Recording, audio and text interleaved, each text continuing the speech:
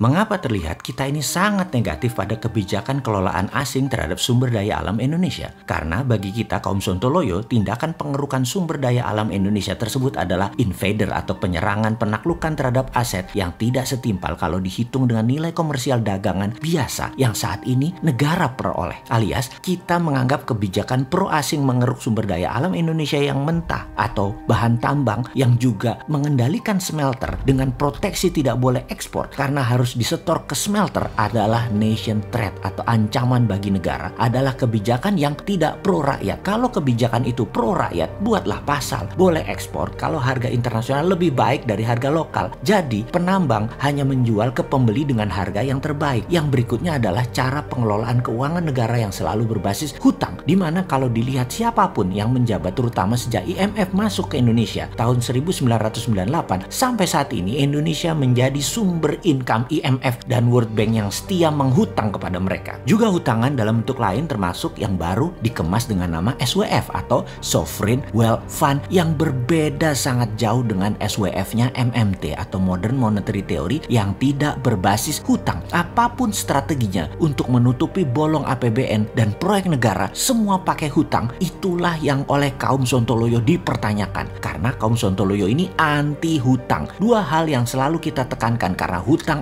adalah nation threat. Dari kacamata kami, meminjam kalau kita berbisnis itu biasa kalau itu untuk hal yang produktif. Namun kalau konsumtif seperti hutang memakai kartu kredit di mana pasti sulit bayarnya pada saat ekonomi keluarga lagi turun atau berat. Demikian juga hutang yang jadi pilihan saat ini di dalam mengelola pemerintahan saat ini. Hutangnya banyak yang untuk hal konsumtif. Lalu beliau bisa-bisanya loh ngajari anak SD ngutang itu biasa atau nggak apa-apa. Di media tercatat loh hal ini. Kok tega-teganya ngajarin hutang ini bagi negara itu tidak apa-apa dan diajarin ke anak SD lagi. Lalu kita mengatakan dengan tegas, hutang konsumtif negara adalah ancaman nasional dan ini harus didengungkan agar masyarakat dan sahabat semua paham. Ada cara kelola yang tanpa hutang dan sumber daya alam tidak dikeduk secara brutal tetapi dapat lebih banyak manfaatnya hingga bahkan 100 kali lipat bahkan 500 kali lipat dari apa yang pejabat negara maha bisa itu lakukan sekarang. Untuk negaranya pendapatannya naik 100 atau 500 kali lipat. Ada caranya. SWF yang tidak pakai hutang adalah Sovereign Wealth Fund dengan pendekatan Modern Monetary Theory. Guru besarnya namanya Michael Hudson, di mana kita semua tahu Hudson lama mengajar di Peking University. Hampir semua politbiro petinggi Partai Komunis Cina adalah murid Hudson saat ini. Mungkin yang terbaik dari murid Michael Hudson adalah Xi Jinping, pemimpin Partai Komunis Tiongkok yang saat ini berkuasa dengan jabatan seumur hidup. Yang kedua, pada tahun 1971 di mana di zaman Nixon jadi presiden kala itu, Hudson lah yang menginisiasi melepas dolar dari ikatan emas sebagai underlying printing money. Dolar dicetak kemudian berdasarkan hutang negara lain, alias dolar dicetak berdasar proyek produktif. Sejak tahun 1971 itulah masa keemasan negara Amerika hingga saat ini, di mana di dalam 8 tahun terakhir di challenge atau ditantang oleh Tiongkok dengan obornya One Belt One Road-nya yang sudah mulai mengikat lebih dari 70 negara. Keduanya, Tiongkok sejak 1989 dan Amerika sejak tahun 1971 secara prinsip dasar menggunakan hal yang sama, yaitu menggunakan MMT sebagai basis keuangan negaranya. Inilah yang menjadi tantangan karena pejabat sejak IMF tahun 1998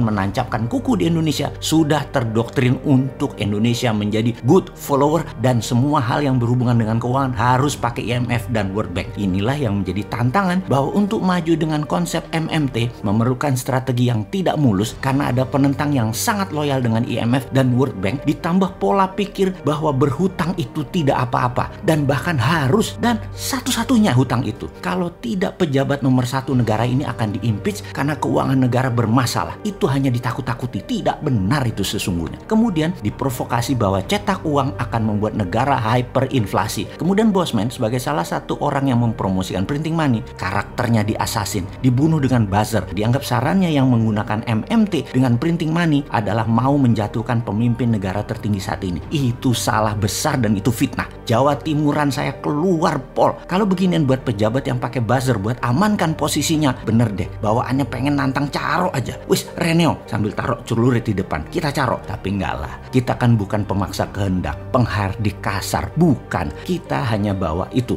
Hal itu semua hanya bawaan diri karena budaya adat Jawa Timuran. Dulu kalau harga diri tersentuh di kampung saya ya sering terjadi caro, tapi tidak sekarang. Kalau sekarang perangnya lewat sosmed, kalau ditantang beneran gak ada nyalinya anak muda itu sekarang. Oke, sekarang kita gunakan cara baru yang lebih kekinian. Kita gunakan perang udara, kita gunakan knowledge, kita gunakan buku, kita gunakan informasi. Dan saya sendirian melawan buzzer berbayar yang telah berhasil menjatuhkan nama Bosman dengan banyak jurus. Dan buktinya akhirnya banyak follower pemimpin tertinggi terpengaruh dan menjadi hater Bosman. Wah, cocok iki. Jadi begitu ada hater dan buzzer jagain kita 24 jam, kita sekarang tahu kita diperhitungkan. Seru iki.